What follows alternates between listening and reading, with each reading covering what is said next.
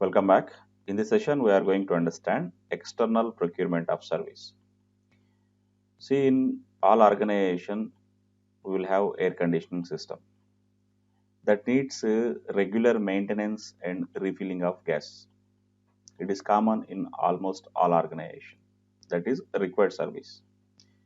Based on this concept, we are going to understand external procurement of service and what is the process flow in SAP. Here I have an AC. It needs general maintenance and cleaning of this air condition. Apart from the cleaning, I need refilling of gas for this air conditioning. So if it is a goods, we know how to create a purchase order and how to receive the goods and invoice verification. We know the end-to-end P2P cycle for procurement of goods. This is a scenario where we don't have any goods. This is the service provided by technicians. So we will understand what is the process flow for external procurement. In SAP, we have a separate item category D. At the time of creating the purchase order, you need to select this D. D indicates that this is a service. That is the first point.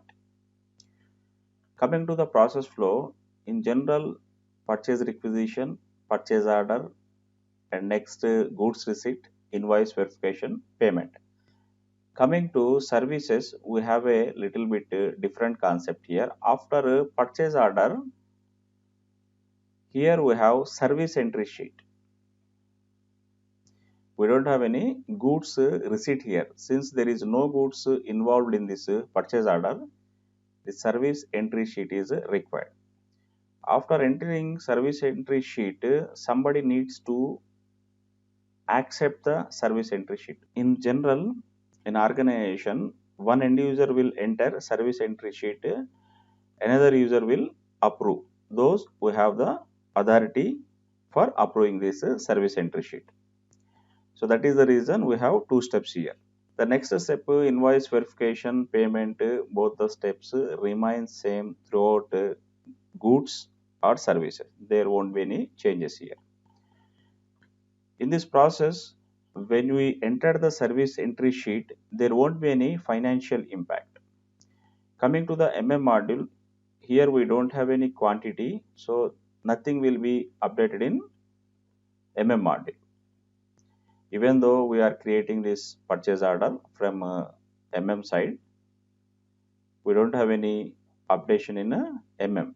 This is the main step. Here, once you accept whatever the services entered by other user, then system will post expenses here. System will account for the expenditure. Expenses account debit to GRIR clearing account.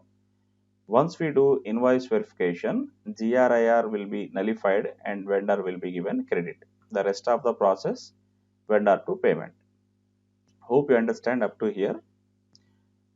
For creating purchase order, we are going to create a service master record. What is service master record? Here we have two activity. This is my object AC, cleaning of AC. This is one service, and gas refilling. Let us take for cleaning we need 5 hours. For gas refilling, this is based on kg. We need 10 kgs gas for refilling of this AC. So now what is the cost here? Cost per hour of kg. For cleaning services, service provider is charging 10 USD. For filling gas per kg 5 USD. So what is my total cost for doing this job? My total cost would be 5 hours and 10 USD per hour. Similarly, this is my cost. Cost is going to be 100 plus or minus. For any changes, I can add 10 USD as well. So for doing this job, my complete expected cost, this is based on a previous experience, these tolerances. We are mentioning this overall limit. my overall cost would be 110. These are planned services. Whatever I mentioned here, cleaning service and gas refilling, these are planned as per the quotation given by the service provider.